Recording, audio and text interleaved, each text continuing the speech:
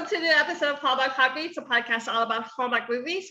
And today I'm joined by two beautiful women who are here from the newest Hallmark movie called South Beach Love, Miranda Roldan and Jessica Pacheco. Hopefully, hey, you did a good job. Good job with my name. Usually they completely kill it, but that was good. I was telling Karen that I was like, my 10 years in Spanish totally helped me. Love it. I usually get Pacheco. I go with it. Oh, wow. Pacheco. Wow. It's actually I love one thing I was so excited about this movie was because I read the book first. Yes, you did, and you have feelings about that, Camille. This book? That book. We love that book, and I'm not gonna lie to you, I was disappointed with how the movie went off with the book. This happens a lot. A lot of people say once you read the book first, you're usually never gonna be completely satisfied with the movie. 100%. Agreed. 100%. One of my friend who joined me this week, we were talking about how one of the biggest things that they missed in the movie was just how I loved how Carrie that kind of explained the symbolism of quinceañeras, what went on with the shoes and the doll and everything else. And all they did in the movie was just show what it is, but didn't explain its meaning. So therefore, it just felt like a generic birthday party. If you don't explain the symbolism of what was going on in a quinceañera, then it doesn't really feel like a quinceañera. You know what I mean? Well, I don't know how many generic birthday parties involve dolls and Converse and heels. All of mine did growing up. One thing I have to say though is that the shoe thing, I was like, if you didn't know what the shoe switching symbolism meant, you would think that it was a Cinderella moment. Ooh. Yeah, but I think in reality, it actually meant that you were switching from like childhood to being a woman. But if you did have that kind of background information on the shoes thing, you would think that it was a Cinderella thing. You know what I mean? Now that you say it, I could see how some people might miss that. I guess just because it's just such a given. I am Cuban, like my background, my family is Cuban. So to me, it was just like, yeah, this is what we're going to do. This is normal. Everybody knows that, right? Everybody knows that? Nobody knows that? What?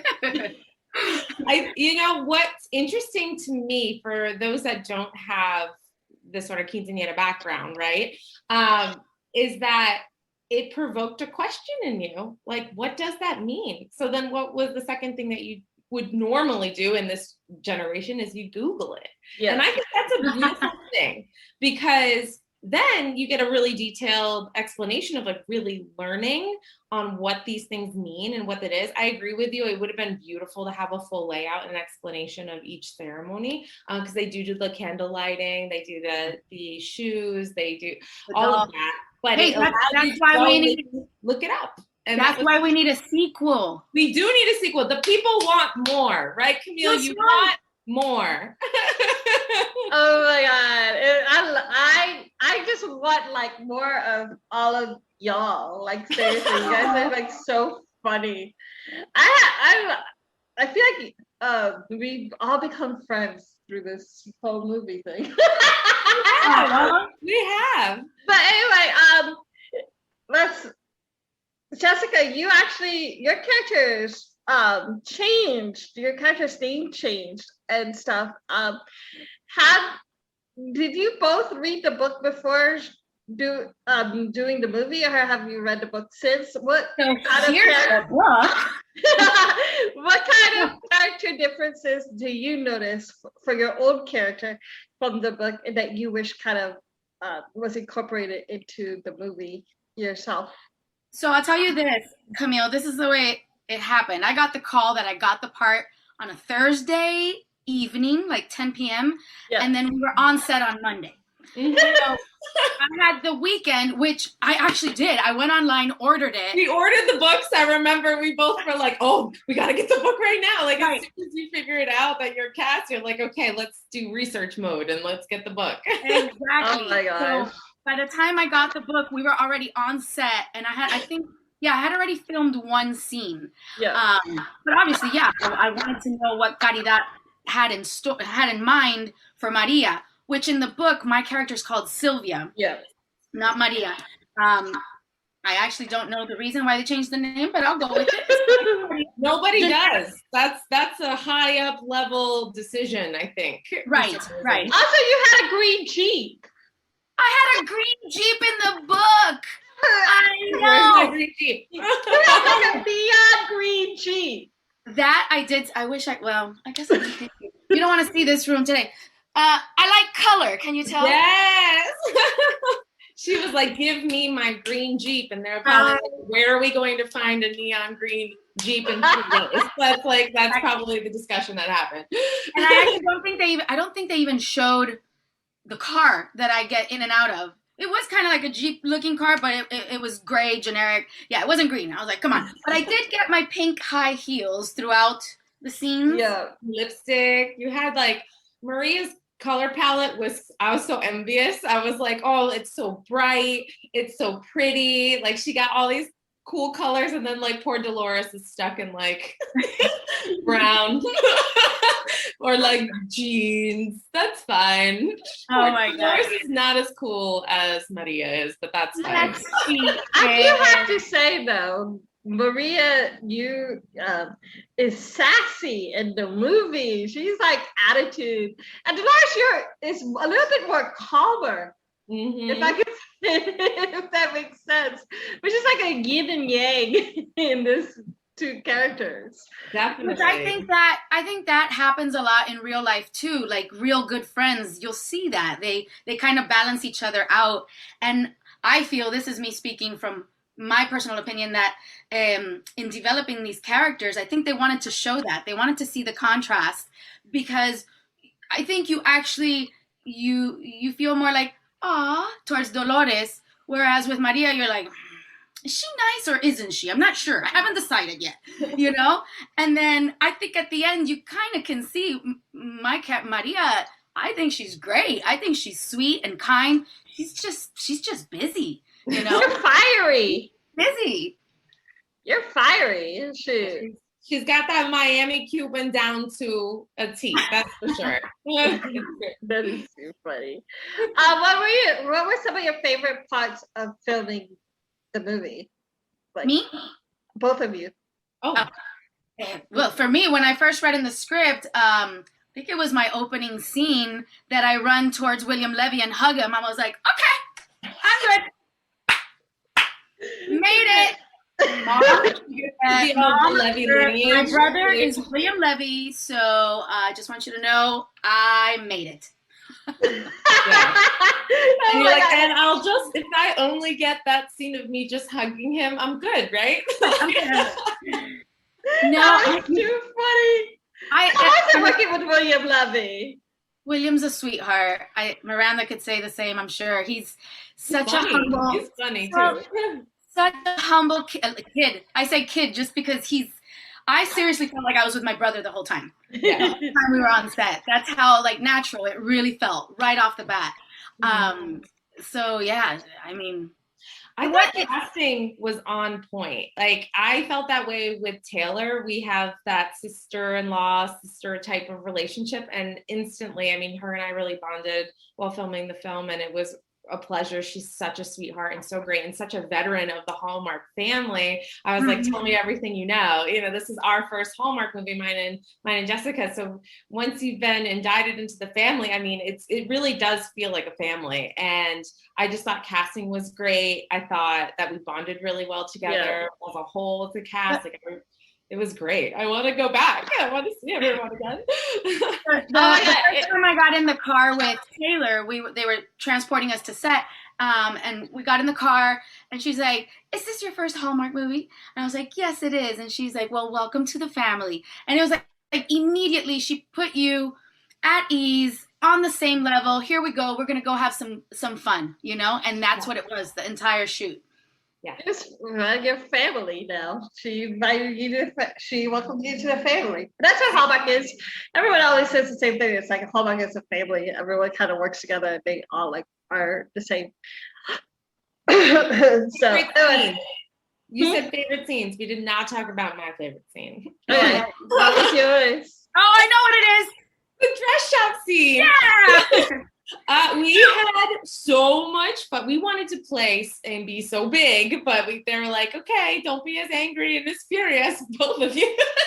And it was just so fun that we got to have that banter. And I felt like that's when things started to be like, oh, okay, where is this going? Yeah. Oh my goodness. So that scene, oh my goodness. Yeah. We I had- have to say, that was the meow scene for me.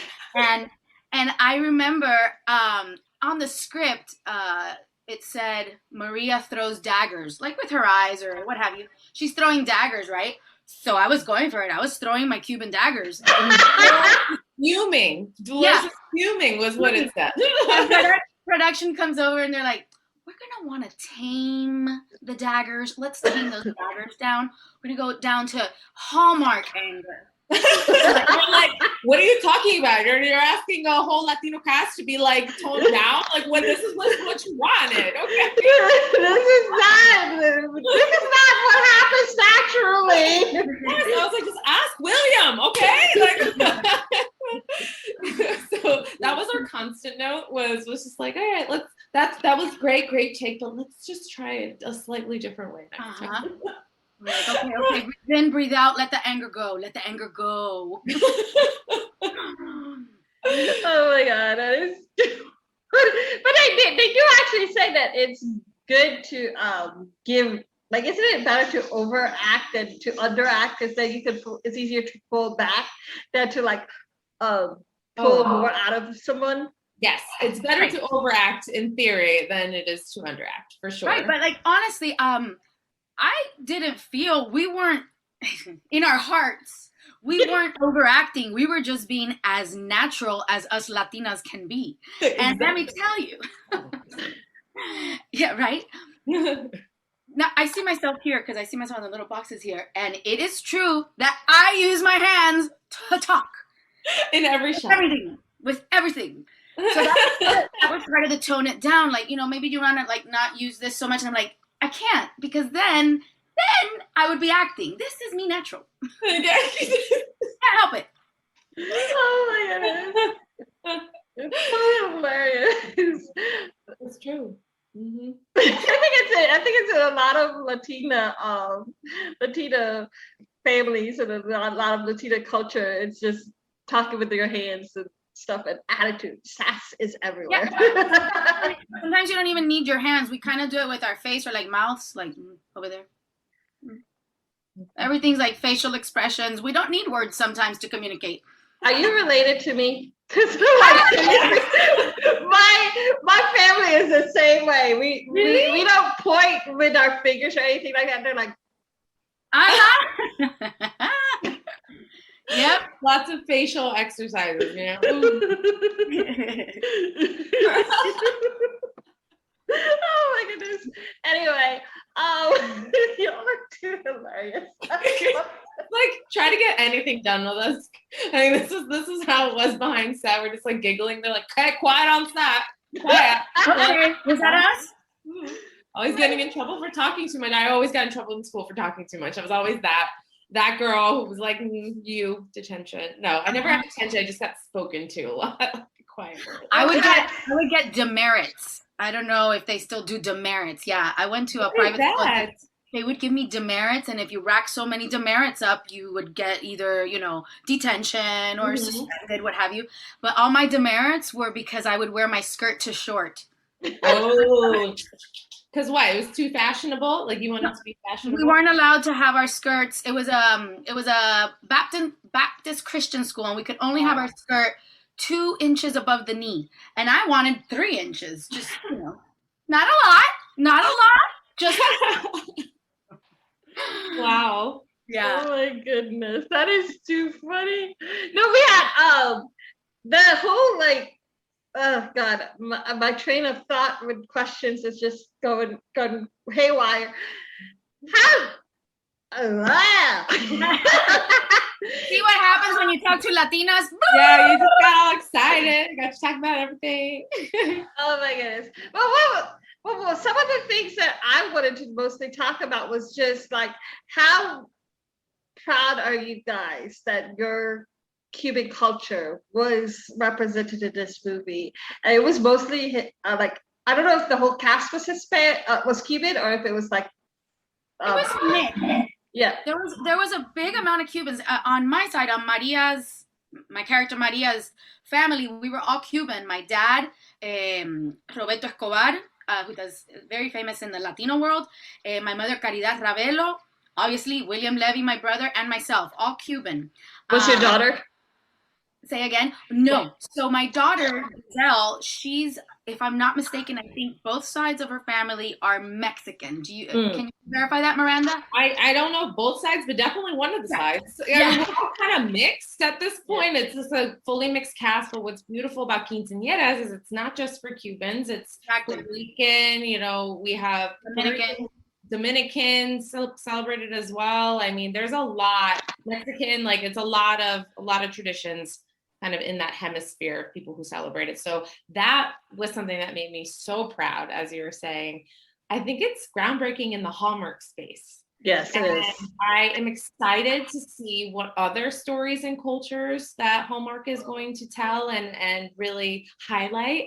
And I know that there were younger girls of the 15 age range of 14 to 15 who probably are thinking about their quinceañeras, and like to be able to see it on TV and see it celebrated. Like I'm getting goosebumps talking about it. I mean, it's just something I never saw growing up. So yeah. It's really a beautiful, beautiful thing. And for me, I know that the movie left us like wanting more, which I think is a good thing. But I think it's going to be just the door opening up to more stories to be told in this capacity. Exactly. Miranda, I don't know if you remember, but at the premiere, I had my parents, but my date was my niece. My niece is she just turned 16. So again, sometimes these traditions, they kind of get lost, And my niece, my brother's Cuban and her mother is from Argentina. So she has also a little multi-culti family and different traditions going. But I think this movie kind of, inspired her, even though she's 16 now. But I'm like, hey, how do you feel about a sweet 16? Maybe a gown, take some pictures, what have you. And she did it. I got her a photo shoot and a gown, a tiara, everything. So I was like, yeah. So I think it's important to keep these traditions alive, or at least let, our teenagers be aware of them, and then they could decide if they want to continue with it or not, Did you guys have your own quinceañeras? Ooh, good question. So I did a whole photo shoot. Remember, Miranda, they had asked us for pictures? So beautiful. They were going to include some, but I think at the end they didn't include our pictures. So I did have a whole photo session, kind of like 15, but dressed in white. It looked like a wedding dress.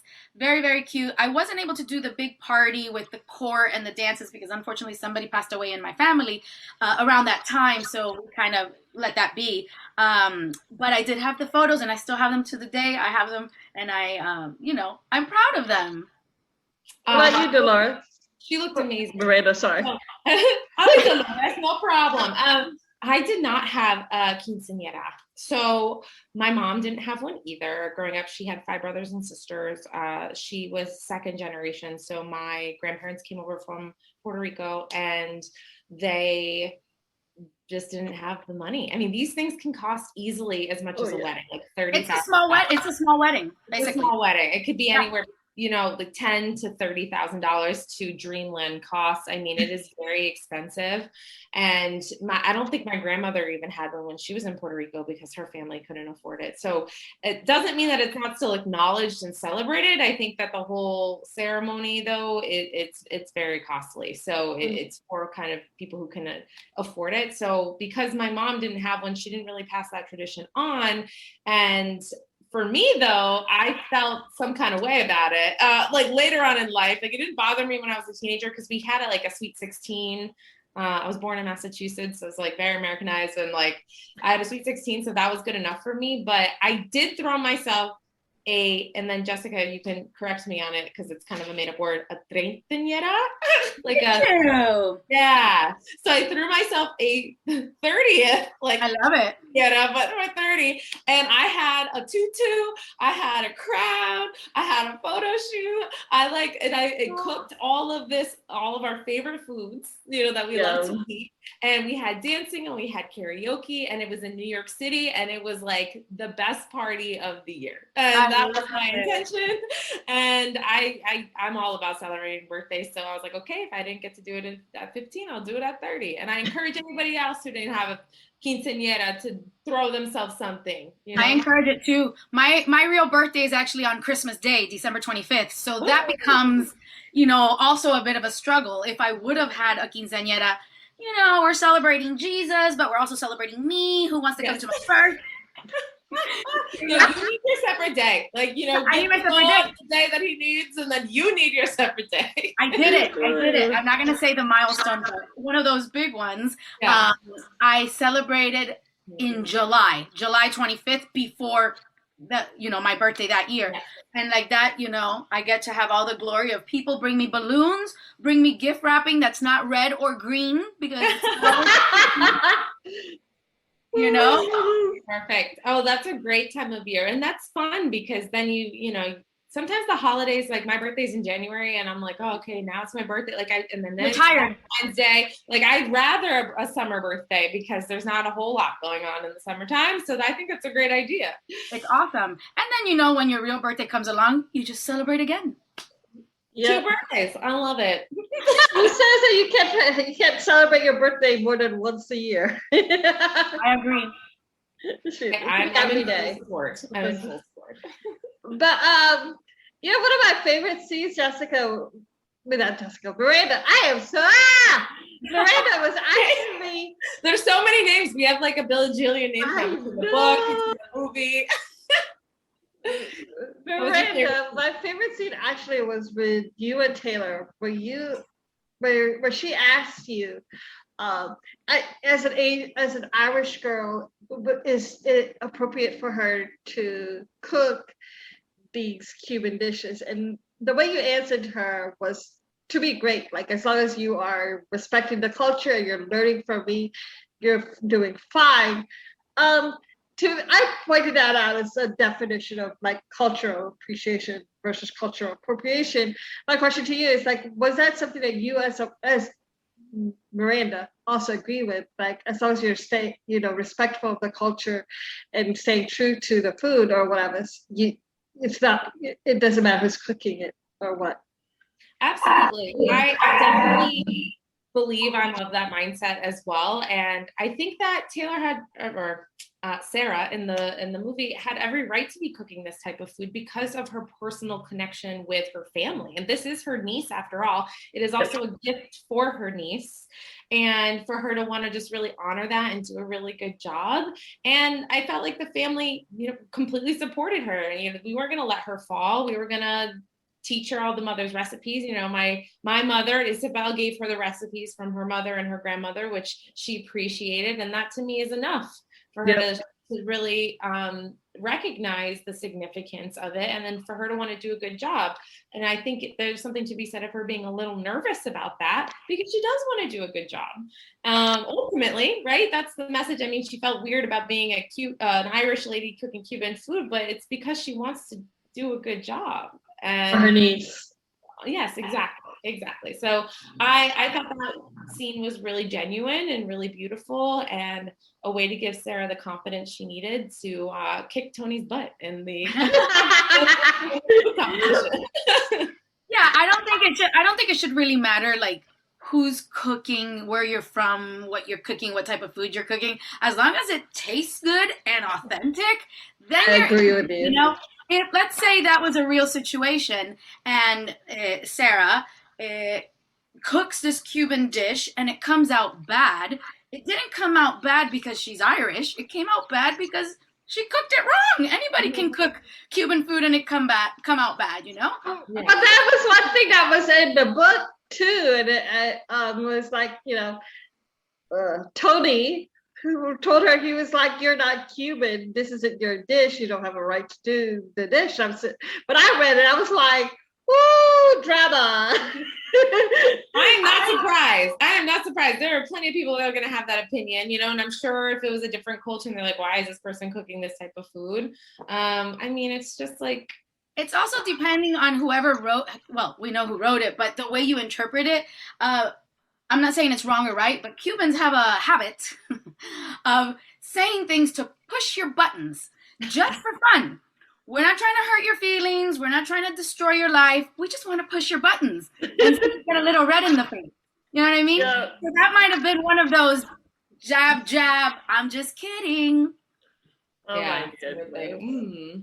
Oh my Did you try any Cuban dishes? Have you tried to cook any of them, Camille? No, I haven't, but I do want to try some of the recipes, like the Cuban, deviled ham sandwiches. Yes, those are delicious. Huh? Those are delicious. I grew up with deviled ham. It's deviled ham, cream cheese, and you just make like a dip. Yep. You can put it in a little sandwich with just like a dip with carrots or what have you. It's really good. Filipino, so we like cook a lot of. We have a lot of. I do notice that a lot of the Cuban dishes that I've Googled around have similar recipes to a lot of Filipino dishes. Yes, especially the soups. Filipino food. The roast pork. I think the roast pork that Cubans make, like for Christmas, it's tradition that you make it in a china box. We call it una caja china. And I think Filipinos make it also underground and put the banana trees on top, if I'm not mistaken. Yeah, that's lechon. Lechon. Lechon. Yeah. Yep, we've got lechon. Oh, so good. I love the similarities. I've got one of my really good friends is Filipina, and she's always like, this is like Filipino food. I don't know. I was like, they're so similar. It's so great. They have a twist, right? Each one is a little different. So a lot of the soups that I Google, it's very similar to some of the soups that we have also in the Philippines. Like we have a dish that's like machado. It's called machado, which is sort of like tomato-based beef stew. And I've seen a similar dish in Cuban, probably like like a beef stew. Yeah. So it's pretty similar. But yeah, like you said, I love the fact that there's a lot of similarities. But also at the same time, we also have like Spanish influences, both our sides, because my family also has a lot of Spanish blood as well. Yeah. When in the Philippines, I worked on cruise ships for many years. I'm a flamenco dancer as well. And on cruise ships, I met many Filipinos. I have many Filipino friends, and they actually told me, like, my name Pacheco. Maybe that's why you could pronounce it so well. There is Pacheco in the Philippines. I've met. Oh. Yeah. A lot of Filipinos have a lot of Spanish influence last names. Like my mom's maiden name is Javier. Oh wow. My great grandmom's maiden name is Uvas. Okay. Great. Yeah. Oh. That's cool. Yes, our families are great. So we actually had a family reunion one time where the T-shirt design was grapes, because that was the family. That's so cool. Aww, that's so cute. You have like grape themed things. You can, That's adorable. I would have called her Gigi, Grandma Grape. Oh, that's so cute. I love that. But anyway, before we go, I do want to ask about you guys are like rivalry moms, right? You guys were the source of, I guess, the tension between the two girls. How did you guys like playing that? You guys seem like friends, so that must have been weird to act like you're fighting and don't like each other. Well, to me, it wasn't hard, and it was like easy to play that, but we were like kind of giggling off in between takes, So the first time I met Miranda, well, we saw each other in table read. We did a Zoom table read, but that's not the same. You don't get the same vibe as in person. And I remember I was already in my trailer, and I could hear her voice. I figured it was her saying hi to everybody. Hi this, hi that. hugs, kisses, and I go, whoever that is out there, I like her already. I could hear it in her voice. I was like, oh, there's gonna be chemistry here.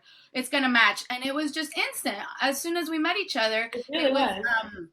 Yeah, it was a good, like, this girl is like cool. She's down to earth. She's humble. She's sweet. She's kind. She's fun. She's loud. She's me. Yeah, exactly. I think you have to have that chemistry because it makes for the tension scenes to be better and it also makes it more believable in the end that it's like, oh, these people really are friends. They just had, a riff. I'm sure all your viewers watching probably had a friend that they've had a riff with at some point, or their feelings got hurt. Poor Dolores, she's so sensitive. But their feelings got hurt, but they're still really good friends, and because there's so many similarities between that. So we clicked instantly, and I think that our the good vibe we have, that obviously we still have, as just Jessica and Miranda, when we get to the end that we make up, which is such a sweet scene, I think. It was so easy to get into that scene because I would just have to look into Miranda's eyes at that point, and I was like, ouch, we're friends. This needs to end, like, right now. So I feel that it came through. I hope the audience saw it too. Yeah, it did. I liked it. I was cool. I was cheering for the families to get to like, be back to being friends. I mean, I knew it was going to happen because I read the book, but this is all right. Well, I love that we were able to make up before the party, right? Yeah. So that we could let loose, have a great time, dance, all the fun things. And I feel like you're a flamenco dancer, and you both have, I'm assuming, dancing backgrounds. We didn't see much of either of you guys dancing. I know. Qué pena. Right? They just wanted to dance more. Dolores has some moves. Like we could, they need to bring us back. And so we had a salsa scene. We went out to the club dancing, the whole family. And my husband, which you don't see too much of my husband in the movie because Maria doesn't let her husband talk, obviously. There's no time for him to talk. It's all about Maria. Just a pretty husband. So cute because he's actually Puerto Rican descent. The actor is Puerto Rican descent, but when they told him you're gonna dance, he's like, I'm gonna what? He's like, yeah, you're in a club scene, you're gonna dance. And I had already told him I'm a professional dancer, and he's like, so intimidated. He didn't know what to do. It was the cutest thing, but there's a couple little clips of us dancing in there, but you gotta give those dancing scenes to the Dancing with the Stars runner-up, William. Right? Yeah, I know. I felt like William held back on his dancing, and all we saw him doing was a lot of dipping. I'm like, come on, dude, do some dancing. He was like the hips, he was talking about the hips. It's too funny. Anyway, thank you guys so much for letting me talk to you. I had so much fun. You're welcome. Thank you for having us on your podcast. I can tell that you guys are probably just the funnest ladies. I mean, Thank you. I'm sure the movie probably. I wish that they had showed like you guys having fun. And well, tell them clips and stuff. You want to see more. Camille, all you have to do is call the powers that be and tell them, listen, we need a sequel. We want to see more. We need more dancing. We need more silly. We need more everything, okay? It'll be great. Foods. More food, yeah. More shots of just food. That'd be great. I know, right? Would you guys do another Hallmark movie? For sure. I loved the Hallmark experience. I really loved it from the beginning to the end. Everybody. The production was amazing. The producers were great. The director was great. The DP was great. Yes. The treatment on set was on point. And they had to take care of a lot of things right now with the COVID and all that stuff they had to do. The crew. Oh, the crew. Like, I feel like I came back with even more friends and getting to see them again at the premiere. They all had our backs the entire time. All of them. From makeup to wardrobe to the catering, everything. I have no complaints about this production. Yeah, in a heartbeat, Hallmark heartbeats, we'd be back on. And in the words of Dolores, it has been an honor to be a part of your show today. Thank you so much. Muchas gracias. Gracias, mi amor. Mahalo, right? Mahalo. Bye. Bye, guys.